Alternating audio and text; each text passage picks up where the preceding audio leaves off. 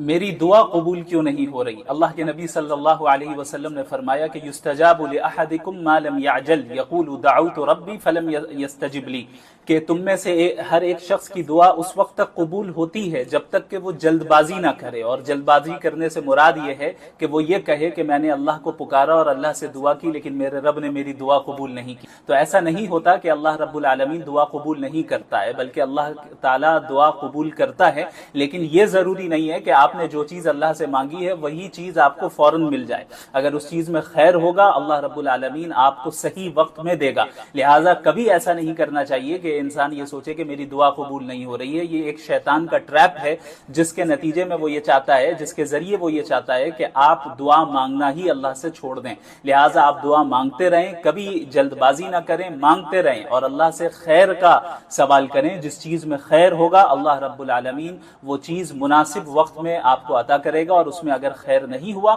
تو اللہ رب العالمین آپ کے اس دعا کو پھر بھی اس اعتبار سے قبول کرے گا کہ اس سے بہتر چیز آپ کو عطا کرے گا، یا یہ کہ آپ پر سے کوئی مصیبت اللہ ٹال دے گا، یا یہ کہ اس چیز کو آپ کے لیے آخرت میں ذخیرہ بنائے گا۔ مشرکین نے 3 سوالات اللہ کے رسول صلی اللہ علیہ وسلم سے کیے تھے یہودیوں سے پوچھ کر۔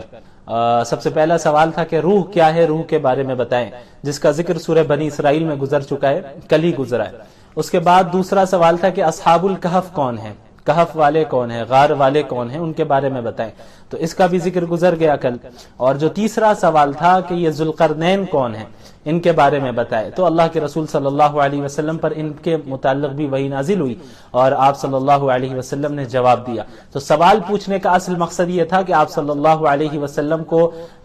وہ لاجواب کر سکے، آپ صلی اللہ علیہ وسلم کو پریشان کر سکے کہ بھئی ان کے پاس جواب نہیں ہے۔ لیکن ظاہر ہے آپ صلی اللہ علیہ وسلم کی تائید اللہ رب العالمین کرتے تھے وحی کے ذریعے۔ تو ذوالقرنین کے متعلق اللہ تعالیٰ نے فرمایا وَيَسْأَلُونَكَ عَنْ ذِي الْقَرْنَيْنِ قُلْ سَأَتْلُو عَلَيْكُمْ مِنْهُ ذِكْرًا۔ اچھا، یہ ذوالقرنین کون تھے؟ یہ نبی تھے یا نہیں تھے، اس میں علماء کے درمیان اختلاف ہے، لیکن بہرحال جو زیادہ راجح قول ہے، بیٹر اوپینین ہے، وہ یہی ہے کہ وہ نبی نہیں تھے بلکہ ایک نیک دیندار آدمی تھے، بادشاہ تھے۔ ان کے متعلق میں مختصراً بس یہ بتاتا چلوں، زیادہ تفصیل میں نہیں جاؤں گا۔ یہ ایسے شخص تھے جنہوں نے پوری دنیا کا سفر کیا تھا، مشرق میں بھی سفر کیا، مغرب میں بھی سفر کیا، اور ہر طرف گئے۔ تو اسی طرح سفر کرتے کرتے وہ ایک علاقے میں پہنچے، ایک جگہ پہ گئے جہاں کے لوگوں سے انہوں نے بات کی تو ان کی زبان بھی الگ تھی، تو ان کی زبان بھی صحیح سے سمجھ میں نہیں آ رہی تھی، لیکن وہاں کے لوگوں نے حضرت ذوالقرنین کو بتایا کہ ہم یاجوج ماجوج سے پریشان ہیں، یعنی یہ جو وادی ہے، 2 پہاڑوں کے درمیان جو راستہ ہے، وہاں سے وہ آتے ہیں اور یہاں فساد پھیلا کر چلے جاتے ہیں اور تکلیف پہنچاتے ہیں ہم لوگوں کو، تو آپ کو ہم چند پیسے دیں گے، اس کے بدلے آپ اس پہاڑوں کے درمیان جو راستہ ہے اسے بند کر دیں۔ تو حضرت ذوالقرنین ان سے کہتے ہیں کہ مجھے پیسے کی ضرورت نہیں، اللہ نے مجھے جو دیا ہے وہ بہتر ہے، تم مجھے افرادی طور پر میری مدد کرو، جسمانی قوت کے ساتھ تم میری مدد کرو، میں تمہارے لیے یہ کام کر دوں گا۔ تو پھر حضرت ذوالقرنین نے دونوں پہاڑوں کے درمیان جو راستہ تھا اس کو لوہے کے تختوں سے اور پگھلے ہوئے سیسے کے ذریعے مضبوطی کے ساتھ اسے اس دیوار بنا دی اور اسے بند کر دیا تاکہ یاجوج ماجوج وہاں سے نکل نہ پائے۔ بہرحال پھر جب اللہ کا حکم ہوگا تو یاجوج ماجوج دوبارہ باہر آئیں گے۔ یاجوج ماجوج کوئی جانور نہیں ہے، انسانوں کی ہی نسل ہے۔ بہرحال اس پر کبھی انشاءاللہ تفصیل سے قیامت کی نشانیاں جو لائیو سٹریم بھی ہوتی ہے ہماری، اور جو پلے لسٹ ہے آپ یوٹیوب میں جائیں سائنس آف قیامہ کے نام سے، تو اس میں جو ہم لوگوں کی سیریز چل رہی ہے وہ ابھی رک گئی ہے کسی وجہ سے، اس کو انشاءاللہ کنٹینیو کریں گے رمضان کے بعد۔ اس کے بعد اللہ تعالیٰ نے قیامت کی ہولناکی کا ذکر کیا ہے آیت نمبر 99 میں، وَتَرَكْنَا بَعْضَهُمْ يَوْمَئِذٍ يَمُوجُ فِي بَعْضٍ وَنُفِخَ فِي الصُّورِ فَجَمَعْنَاهُمْ جَمْعًا، کہ قیامت کے دن سور جب پھونکا جائے گا تو اس وقت قیامت کی ہولناکی کی وجہ سے لوگ ایک دوسرے پر چڑھے جا رہے ہوں گے، ایک دوسرے سے ٹکرا رہے ہوں گے، بدحواسی کے عالم میں ایسا معاملہ ہوگا، اتنا خوف طاری ہو جائے گا کہ سب ایک دوسرے سے ٹکرا رہے ہوں گے۔ اللہ نے اس کا ذکر کیا، اور پھر اللہ تعالیٰ نے آیت نمبر 109 میں اپنی صفات کا اور اپنے کمالات کا ذکر کیا کہ قُلْ لَوْ كَانَ الْبَحْرُ مِدَادًا لِكَلِمَاتِ رَبِّي لنفد البحر قبل ان تنفد كلمات ربي ولو جئنا بمثله مددا کہ اللہ کی جو قدرت ہے، اللہ کی جو صفات ہے، اللہ کی جو کمالات ہیں وہ ان لمیٹڈ ہیں. یعنی اگر آپ تمام سمندر کو تمام اوشنز کو انک بنا لیں اور اس کے ذریعے سے آپ اللہ کے کمالات کو، صفات کو، اللہ کی قدرت کو لکھنے لگے تو وہ پانی کم پڑ جائے، وہ انک کم پڑ جائے اور سارے سمندر خشک ہو جائے، لیکن اللہ کے کمالات تب بھی باقی رہیں گے، ختم نہیں ہوں گے. اس کے بعد اخیر میں اللہ کے نبی صلی اللہ علیہ وسلم کو کہا گیا کہ آپ کہہ دیجئے کہ آپ بھی میں بھی تمہاری طرح ایک انسان ہوں، بس فرق یہ ہے کہ میرے اوپر وحی نازل ہوتی ہے. قل انما انا بشر مثلکم یوحی الی انما الہکم الہ واحد، کہ تمہارا ایک خدا ہے، بس اس کی اطاعت کرو، اسے مانو. فمن کان یرجو لقاء ربی، تو اب جو کوئی مومن ہے، اللہ سے ملاقات کی وہ امید رکھتا ہے اور یقین رکھتا ہے، اسے چاہیے کہ فلیعمل عملا صالحا، کہ نیک اعمال کرتا رہے کنسسٹنسی کے ساتھ. ولا یشرک بعبادت ربہ احدا، اور عبادت میں اللہ رب العالمین کی عبادت میں کسی اور کو شریک نہ ٹھہرائے، شرک نہ کرے. یعنی ایمان بھی صحیح ہو اس کا، عقائد بھی اس کے صحیح ہو، اور جو اعمال ہوں وہ بھی شریعت کے مطابق ہو اور اچھی نیت کے ساتھ ہو، تو ایسا شخص انشاءاللہ کامیاب ہوگا. اس کے بعد سورہ مریم کی ابتدا ہوتی ہے. اس سورت میں حضرت مریم علیہ السلام کے متعلق ذکر کیا گیا ہے. تو جو اس کا مرکزی مضمون ہے اس سورت کا، حضرت مریم علیہ السلام اور حضرت عیسیٰ علیہ السلام ہے، اس وجہ سے اس سورت کو سورہ مریم کہتے ہیں. شروع میں حضرت زکریا علیہ السلام کا ذکر ہے، اذ نادى ربه نداء خفیا، کہ حضرت زکریا علیہ السلام جب بوڑھے ہو گئے تو انہوں نے آہستہ آہستہ سے اللہ سے دعا مانگی کہ یا اللہ مجھے ایک بیٹا نصیب فرما، اولاد عطا کر. تو اللہ تعالیٰ نے ان کی دعا کو اس وقت قبول کیا، حالانکہ وہ بوڑھے ہو گئے، ان کی بیوی بانجھ تھی، اس کے باوجود اللہ تعالیٰ نے انہیں اولاد سے نوازا، بیٹے سے نوازا، جس کا نام اللہ تعالیٰ نے رکھا کہ بغلام انا نبشرک بغلام اسمہ یحییٰ لم نجعل له من قبل سمیا، کہ ہم آپ کو ایک بیٹے کی خوشخبری دے رہے ہیں جس کا نام یحییٰ ہوگا، اور اس یحییٰ نام کا پہلے کوئی پیدا نہیں ہوا. یعنی حضرت یحییٰ ہی پہلے وہ شخص ہے جن کا نام یحییٰ رکھا گیا، ان سے پہلے یحییٰ کسی کا نام نہیں رکھا گیا، اور یہ ایسے نبی ہے جن کا نام اللہ تعالیٰ نے خود رکھا. تو حضرت زکریا علیہ السلام نے اسباب کو ملحوظ رکھتے ہوئے اللہ تعالیٰ سے پوچھا کہ یا اللہ یہ کیسے ممکن ہے، حالانکہ میں بوڑھا بھی ہو گیا اور جو میری بیوی ہے بانجھ ہے، لیکن اللہ تعالیٰ نے فرمایا کہ ہم اسباب کے پابند نہیں ہیں، ہم بغیر اسباب کے ساری چیزوں کو پیدا کرنے پر قادر ہیں. اس کے بعد حضرت یحییٰ علیہ السلام کا ذکر ہے کہ اللہ تعالیٰ نے انہیں ایسا بیٹا عطا فرمایا جو بہت عقل مند بھی تھے، پاکیزہ بھی تھے، متقی بھی تھے اور والدین کی خدمت کرنے والے تھے. اس کے بعد آیت نمبر 16 سے حضرت مریم علیہ السلام کا قصہ شروع ہوتا ہے. وَاذْكُرْ فِي الْكِتَابِ مَرْيَمَ إِذِ انْتَبَذَتْ مِنْ أَهْلِهَا مَكَانًا شَرْقِيًّا. یہاں حضرت عیسیٰ علیہ السلام اور حضرت مریم علیہ السلام کے بارے میں ذکر کیا گیا ہے، اور جو عیسائیوں کا غلط نظریہ ہے اور یہودیوں کا بھی جو غلط نظریہ تھا اور عیسائیوں کا بھی جو عقیدہ تھا اس کی بھی تردید کی اللہ تعالیٰ نے. ہوا یہ کہ حضرت مریم علیہ السلام جب 13 سال کی تھی، بعض علماء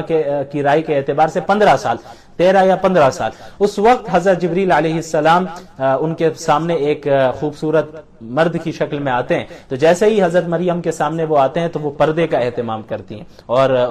کہتی ہیں کہ تم دور ہو جاؤ، لیکن وہ کہتے ہیں کہ میں انسان نہیں ہوں بلکہ میں اللہ کی جانب سے بھیجا ہوا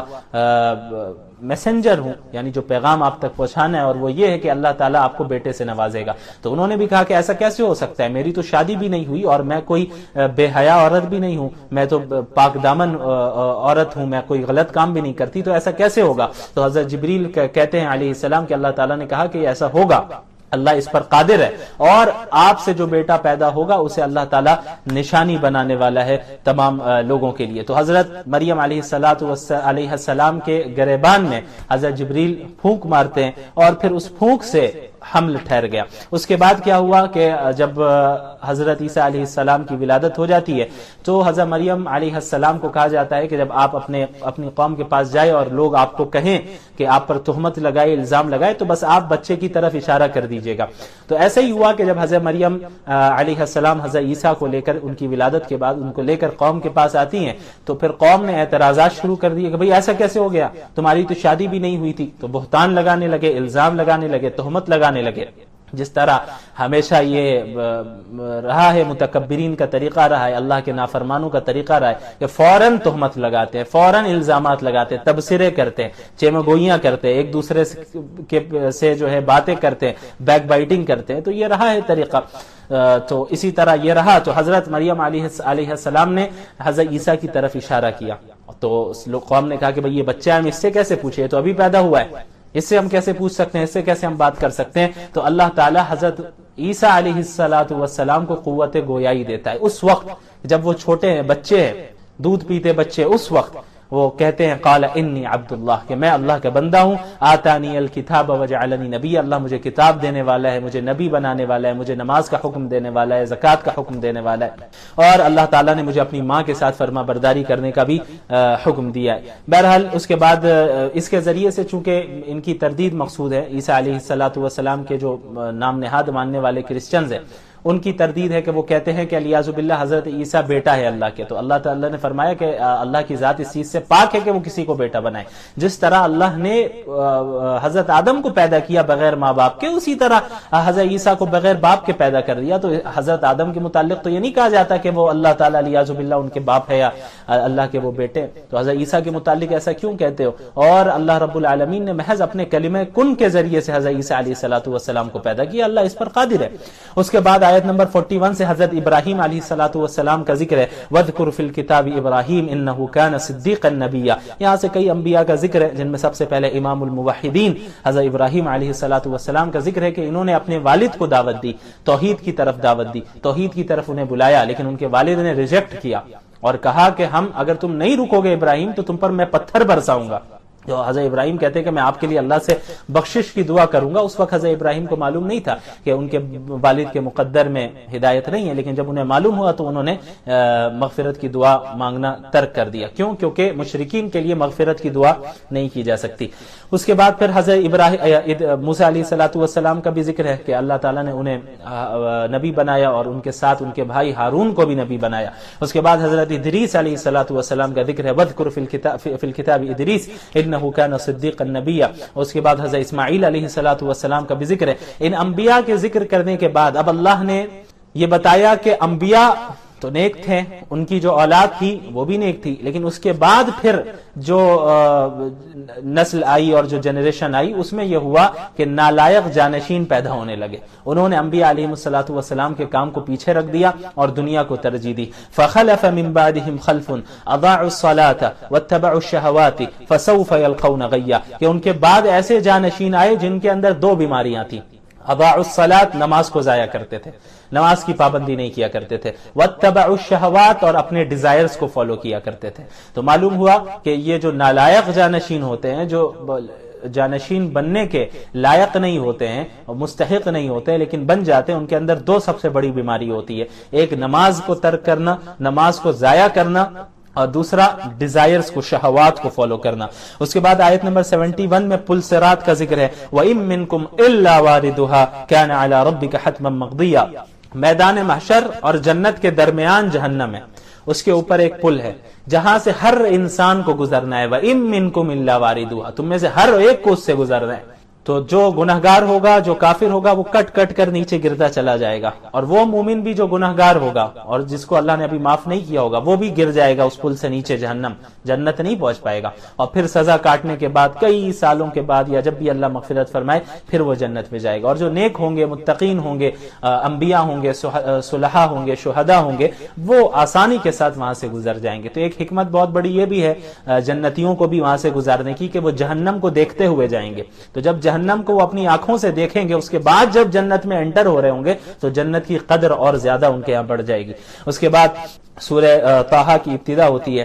اس میں سب سے پہلے اللہ نے فرمایا طٰہٰ ما انزلنا علیک القرآن لتشقى۔ حضور صلی اللہ علیہ وسلم پر جب مکۃ المکرمہ میں قرآن کریم کی آیتیں نازل ہوا کرتی تھیں تو آپ صلی اللہ علیہ وسلم پوری رات تہجد پڑھتے تھے، پوری رات آپ صلی اللہ علیہ وسلم عبادت کرتے تھے، یہاں تک کہ آپ صلی اللہ علیہ وسلم کے قدم مبارک پر ورم پڑ جاتا تھا۔ تو آپ صلی اللہ علیہ وسلم کو اللہ تعالیٰ نے فرمایا کہ آپ کو اتنی زیادہ مشقت اٹھانے کی ضرورت نہیں ہے۔ تو اس کے بعد جو ہے پھر حضرت محمد صلی اللہ علیہ وسلم نے اپنے معمول میں تبدیلی لائی، وہ اس طرح کے رات کے کچھ حصے میں سویا بھی کرتے تھے، آرام بھی فرماتے تھے، اور پھر اٹھ کر تہجد بھی پڑھا کرتے تھے۔ اس کے بعد آیت نمبر 9 سے حضرت موسیٰ علیہ السلام کو نبوت جو ملی اس کا ذکر ہے کہ جب حضرت وَهَلْ أَتَاكَ حَدِيثُ موسیٰ، حضرت موسیٰ علیہ السلام جب لوٹ رہے تھے مدین سے اپنے گھر والی کے ساتھ، تو راستہ وہ بھول گئے، تو اب ضرورت پڑی ان کو کہ بھئی آگ چاہیے تھی، آگ کی ضرورت پڑی، تو انہوں نے اپنی گھر والی سے کہا کہ آپ یہاں پہ رکیں، مجھے دور سے آگ نظر آ رہی ہے، میں وہاں سے آگ لے کر آتا ہوں۔ تو حضرت موسیٰ علیہ السلام جب وہاں پہنچتے اس درخت کے پاس جہاں سے آگ انہیں نظر آ رہی تھی، تو جب قریب پہنچتے ہیں تو دیکھتے ہیں یہ آگ نہیں ہے بلکہ یہ تو ایک نور ہے اور ایک بہت تیز روشنی ہے جو حقیقت میں تجلی الہی تھی۔ تو وہاں پر پہنچتے ہی اللہ تعالیٰ نے انہیں نبوت عطا کی اور فرمایا کہ یا موسیٰ انی انا ربک فاخلع علیک انک بالواد المقدس طویٰ، کہ اے موسیٰ میں تمہارا رب ہوں، اپنے جوتوں کو اتار دو کیونکہ تم اس وقت مقدس وادی طور پر ہو، طویٰ پر ہو، وہی کوہ طور میں۔ تو حضرت موسیٰ علیہ السلام کو اللہ تعالیٰ نے پھر وہاں پہ نبوت دی اور بتایا کہ میں ہی خدا ہوں جس کی تم عبادت کرو اور میرے ذکر کے لیے ہی نماز ادا کرو۔ پھر انہیں معجزے دیے، دو معجزے، ید بیضاء کا معجزہ اور عصا کا، جو کہ پہلے گزر چکا ہے، تفصیل میں نے پہلے بتا دی ہے۔ اس کے بعد انہیں حکم ہوا کہ آپ جو ہیں جائیں فرعون کے پاس اور انہیں جو ہے اسلام کی دعوت دیں، توحید کی دعوت دیں۔ تو حضرت موسیٰ علیہ السلام نے چند دعائیں مانگی اللہ سے جانے سے پہلے، ربی شرح لی صدری، یا اللہ مجھے شرح صدر فرما، یعنی جس چیز کو مجھے سمجھانا ہے آپ مجھے اچھی طرح سمجھا دے تاکہ مجھے سمجھانے میں دقت نہ آئے، وَيَسِّرْ لِي أَمْرِي، اور میرے معاملے کو آسان فرما، ظاہری اسباب بھی عطا فرما، وَاحْلُلْ عُقْدَةً مِّن لِّسَانِي، اور میری زبان کو بھی فصیح کر دے کہ لکنت نہ رہے، میں اٹکوں نہیں بولتے وقت بلکہ میں آسانی کے ساتھ بات کر سکوں تاکہ لوگ سمجھ جائیں۔ اور اس کے علاوہ انہوں نے یہ دعا کی کہ میرے خاندان سے حضرت ہارون کو، میرے بھائی ہارون کو بھی میرا معاون بنا دے کہ وہ مجھ سے زیادہ فصیح ہے تو وہ زیادہ اچھے سے بھی بات کر سکتا ہے، تو جب میرے ساتھ رہے گا تو میری مدد ہوگی۔ تو حضرت موسیٰ علیہ السلام کی ان تمام دعاؤں کو اللہ تعالیٰ قبول فرماتے ہیں۔ اس کے بعد بطور احسان اور تسلی کے حضرت موسیٰ علیہ السلام کے ماضی کے چند واقعات یاد دلائے جاتے ہیں۔ اللہ تعالیٰ ذکر کرتے ہیں کہ جب بچپن میں فرعون نے یہ حکم دیا، فرعون کو ایک نجومی نے بتا دیا کہ بھئی جو ہے بنی اسرائیل کا ایک بچہ پیدا ہوگا لڑکا جو آپ کی حکومت کو ختم کر دے گا، تو اب وہ جو ہے پریشان ہو گیا، تو اس نے یہ فیصلہ لیا کہ بنی اسرائیل کے جتنے لڑکے پیدا ہوں بچوں کو ذبح کر دو اور جو لڑکیاں ہوں اسے چھوڑ دو۔ تو حضرت موسیٰ جب پیدا ہوئے تو ان کی والدہ پریشان ہوئی، تو ان کے دل میں اللہ نے بات ڈالی کہ انہیں ایک صندوق میں رکھ کر دریا میں ڈال دو، اللہ اس کی حفاظت فرمائے گا اور آپ کے پاس واپس لوٹ آئے گا۔ تو انہوں نے ویسا ہی کیا اور وہ صندوق پہنچا فرعون کے محل کے پاس، تو فرعون کے لوگوں نے اٹھایا، تو فرعون کی بیوی جو حضرت آسیہ تھی انہوں نے کہا کہ آپ اسے رکھیں، ہم اسے پالیں گے بیٹے کی طرح۔ تو اس کے بعد اللہ تعالیٰ نے کس طرح حضرت موسیٰ کی والدہ کے پاس ہی انہیں لوٹایا، انشاءاللہ اس کی تفصیل جو ہے 20ویں پارے میں گزرے گی انشاءاللہ۔ بہرحال تو ان واقعات کو ذکر کرنے کے بعد اللہ تعالیٰ نے حضرت موسیٰ سے کہا اور حضرت ہارون سے بھی کہا کہ آپ جائیں فرعون کے پاس اور فرعون کے پاس جا کر انہیں دعوت دیں۔ پھر وہ انہوں نے کس طرح انکار کیا وہ تفصیل پہلے بھی گزری ہے اور ابھی کئی مرتبہ اور بھی گزرے گی انشاءاللہ۔ ایک ہی واقعہ قرآن میں اگر کئی بار آیا ہے تو ایسا نہیں یوں ہی خامخواہ ان واقعات کو بار بار ذکر کیا گیا، ہر جگہ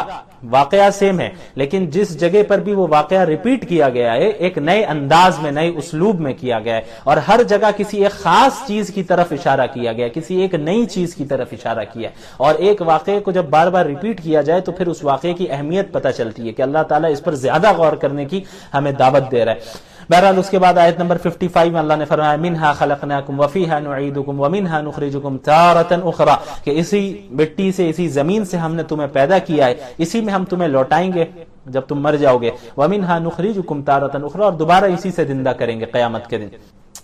اس کے بعد اللہ تعالیٰ نے پھر حضرت موسیٰ علیہ السلام کا ہی واقعہ چل رہا ہے اور فرعون نے کس طرح ان کا انکار کیا اور کس طرح اللہ تعالیٰ نے اسے غرق کیا، اس کا بھی ذکر ہے۔ اس کے بعد پھر آیت نمبر 99 میں اللہ تعالیٰ نے فرمایا كَذَلِكَ نَقُصُّ عَلَيْكَ مِنْ أَنْبَاءِ مَا قَدْ سَبَقَ وَقَدْ آتَيْنَاكَ مِنْ لَدُنَّا ذِكْرًا، کہ آپ صلی اللہ علیہ وسلم کو جو یہ واقعات بتائے جا رہے ہیں حضرت موسیٰ علیہ السلام کے اور دیگر انبیاء علیہ السلام کے، سب سے پہلی بات تو یہ خود اس بات کی دلیل ہے کہ آپ صلی اللہ علیہ وسلم سچے نبی ہیں۔ آپ صلی اللہ علیہ وسلم کسی چیز کو دیکھ کر پڑھنا نہیں جانتے تھے، انہوں نے کوئی کتاب پڑھی نہیں، انہوں نے کسی کتاب کو لکھا نہیں، انہوں نے باضابطہ کسی انسان سے تعلیم حاصل نہیں کی، اس کے باوجود حضرت موسیٰ علیہ السلام اور دیگر انبیاء کے واقعات کو اتنی تفصیل کے ساتھ بتانا، ڈیٹیل کے ساتھ بتانا اور بالکل درست بتانا، یہ اس بات کی دلیل ہے کہ یہ اللہ کے نبی صلی اللہ علیہ وسلم سچے رسول ہیں اللہ کی طرف سے۔ اس کے بعد آخر میں 1-1 آیت نمبر میں حضرت آدم علیہ السلام کا ذکر ہے جو کہ پہلے بھی گزرا کہ کس طرح حضرت آدم علیہ الصلوۃ والسلام کو شیطان نے لغزش دی اور وہ انہوں نے بھول سے اس درخت سے کھا لیا جس درخت سے انہیں روکا گیا تھا، اور پھر انہیں جنت سے نکالا گیا. اور پھر اللہ تعالیٰ نے فرمایا کہ وَمَنْ أَعْرَضَ عَنْ ذِكْرِي فَإِنَّ لَهُ مَعِيشَةً ضَنْكًا وَنَحْشُرُهُ يَوْمَ الْقِيَامَةِ أَعْمَى قَالَ رَبِّ لِمَ حَشَرْتَنِي أَعْمَى وَقَدْ كُنْتُ بَصِيرًا. وہ شخص جو میرے ذکر سے اعراض کرے، اگنور کرے، میرے دین سے منہ پھیر کر رہے، مجھے یاد کرنے سے منہ پھیر کر رہے، ایسا شخص کیا ہوگا؟ اللہ تعالیٰ نے فرمایا کہ اس دنیا میں بھی ہم اسے ڈپریسڈ لائف دیں گے، ایسی زندگی دیں گے جس میں وہ بہت پریشان ہوگا، ڈپریشن کا شکار ہوگا، پریشانیوں کا شکار ہوگا. وَنَحْشُرُهُ يَوْمَ الْقِيَامَةِ أَعْمَى، اور ایسے شخص کو قیامت کے دن ہم اندھا اٹھائیں گے. قیامت کے دن وہ شخص کہے گا قال ربی لم حشرتنی اعمی، اے میرے رب آپ نے مجھے اندھا کیوں اٹھایا؟ وقد کنت بصیرا، حالانکہ دنیا میں تو میں دیکھتا تھا، میرے پاس آنکھ تھی، میرے پاس بینائی تھی. قال كذلك اتتك آیاتنا فنسیتها وكذلك اليوم تنسى، کہ وہ اس لیے کہ اسی طرح میری آیتیں تمہارے پاس دنیا میں آئی تھی، میری نشانیاں تمہارے پاس دنیا میں آئی تھی، ہمارے انبیاء تمہارے پاس آئے، قرآن کریم تمہارے پاس آیا، لیکن تم نے ان آیتوں کو بھلا دیا، ان آیتوں کو جھٹلا دیا، تم نے ان آیتوں کو اپنے پیچھے چھوڑ دیا، بھول گئے. تو ٹھیک اسی طرح آج تم بھی بھلا دیے جاؤ گے، تمہاری کوئی پکار، کوئی دعا کچھ قابل قبول نہیں ہونے والی. جہنم میں جہاں پڑے رہو گے، کہیں بھی پڑے رہو، تم سے کوئی آج پوچھنے والا نہیں رہے گا. اس کے بعد آیت نمبر 130 میں اللہ نے پانچوں نمازوں کے اوقات کا ذکر کیا. وَسَبِّحْ بِحَمْدِ رَبِّكَ قَبْلَ طُلُوعِ الشَّمْسِ وَقَبْلَ غُرُوبِهَا وَمِنْ آنَاءِ اللَّيْلِ فَسَبِّحْ وَأَطْرَافَ النَّهَارِ لَعَلَّكَ تَرْضَىٰ. یا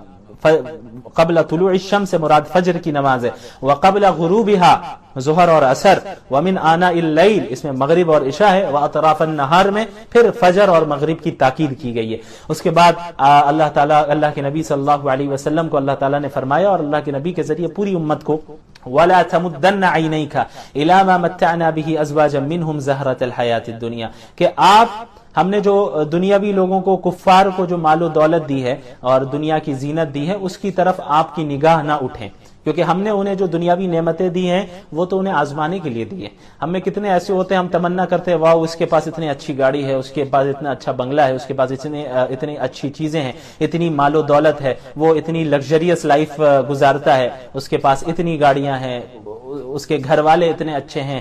بہت اونچے لیول اور ہائی سٹینڈرڈ لائف اس کی گزرتی ہے. ہم دیکھتے ہیں اور رش کرتے ہیں. اللہ نے کیا فرمایا؟ لا تمدن عینیک الی ما متعنا به ازواجا منهم زہرۃ الحیات الدنیا لنفتنهم فی، کہ دنیاوی لوگوں کو، کفار کو خصوصاً، جو ہم نے دنیا میں نعمتیں دے رکھی ہیں، ان نعمتوں کی طرف آپ کی نگاہ نہ اٹھے. کیوں؟ کیونکہ ہم نے انہیں آزمانے کے لیے دیا ہے، ہم ان مال کے ہی ذریعے انہیں آزما رہے ہیں. وَرِزْقُ رَبِّكَ خَيْرٌ وَأَبْقَىٰ، آپ کو جو اللہ نے رزق دیا ہے اگرچہ تھوڑا ہی ہو کوانٹٹی کے اعتبار سے، لیکن اسی میں اگر آپ نے قناعت کر لی، آپ نے صبر کیا، وَرِزْقُ رَبِّكَ خَيْرٌ وَأَبْقَىٰ، تمہارے رب کا جو رزق ہے وہ بہتر ہے اور زیادہ باقی رہنے والا ہے. کفار کے پاس، ڈس بلیورز کے پاس، اللہ کے نافرمانوں کے پاس جو مال و دولت ہے اور دنیا ہے، پیسے ہیں، یہ اللہ نے انہیں آزمائش میں ڈالا ہوا ہے. اگر اس کے ذریعے بھی وہ لوٹ نہیں آ رہے اللہ کی طرف شکر کرتے ہوئے، تو بہت زبردست پکڑ ہونے والی ہے. ہمیں جتنا ہے اللہ نے دیا ہے، مجھے اللہ نے جتنا دیا، اگرچہ ایک ہی گھر ہے ہمارے پاس، ایک ہی روم ہے ہمارے پاس، گاڑی نہیں ہے، آپ رکشہ سے سفر کرتے ہو،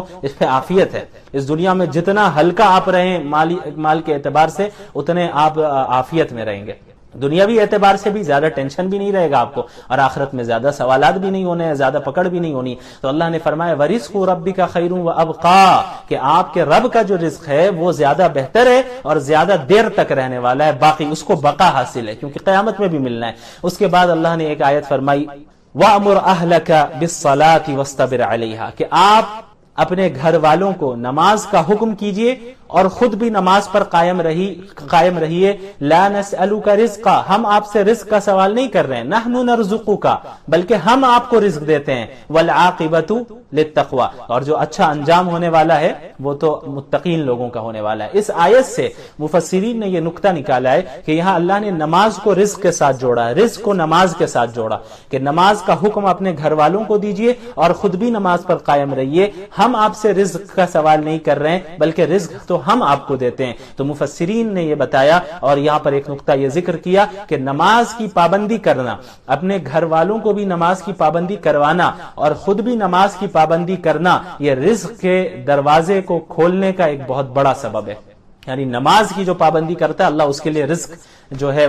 میسر کر دیتا ہے، اس کے لیے رزق کو آسان کر دیتا ہے. اور ایسی جگہ سے اللہ نے دوسری جگہ بھی فرمایا وَمَن يَتَّقِ اللَّهَ يَجْعَل لَّهُ مَخْرَجًا، جو اللہ کا تقوی اختیار کرے گا، متقی ہوگا، نیک ہوگا، اچھے اعمال کرے گا، گناہوں سے بچے گا، اپنی جلوت میں بھی اپنی خلوت میں بھی اللہ کے پاس و لحاظ رکھے گا، يَجْعَل لَّهُ مَخْرَجًا، ہر مصیبت سے اللہ اس کے لیے ایگزٹ نکال دے گا، ہر مصیبت سے اس کے لیے نکلنے کا دروازہ نکال دے گا. وَيَرْزُقْهُ مِنْ حَيْثُ لَا يَحْتَسِبُ، اور ایسی جگہ سے اسے رزق دے گا جہاں سے اس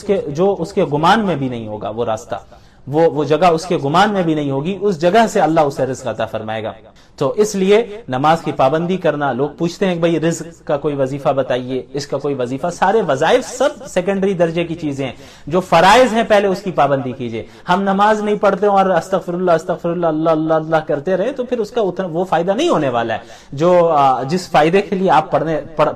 رہے ہیں ان اذکار و وظائف کو. پہلے تو فرائض کی پابندی ہے، پہلے تو آپ نماز کی پابند ہوئیے، آپ روزوں کی پابندی کیجئے، جو آپ کے اوپر حقوق ہیں دوسروں کے انہیں ادا کیجئے. آپ ان چیزوں کی جب پابندی کر رہے ہیں آپ، تو اب سیکنڈری درجے کی چیز یہ ہے کہ اب آپ وظائف بھی کیجئے، استغفار کریں، تسبیحات پڑھیں اور دیگر جو بھی اوراد وظائف احادیث سے ثابت ہے، قرآن سے ثابت ہے یا سلف صالحین سے ثابت ہے، ان کو آپ کریں. لیکن فرائضی کی پابندی نہیں ہے اور پھر جو ہے ہم دعا میں لگے ہوئے ہیں کہ اللہ دعا قبول فرما دے، تو یہ تو بے وقوفی ہے، یہ حماقت ہے، اس سے بڑی حماقت اور کچھ نہیں ہو سکتی. اللہ کے نبی صلی اللہ علیہ وسلم نے فرمایا الکیس من دان نفسه وعمل لما بعد الموت والعاجز من اتبع نفسه هواه وتمنى على الله. عقل مند وہ شخص ہے جس نے اپنے نفس کا پہلے ہی محاسبہ کر لیا اسی دنیا میں کہ بھئی میں کیا کر رہا ہوں کیا نہیں کر رہا ہوں، سب میرے سامنے، ابھی سے سدھر جانا ہوگا. وعمل لما بعد الموت، اور موت کے بعد کی زندگی کے لیے ابھی سے جو ہے اس نے عمل کرنا شروع کر دیا.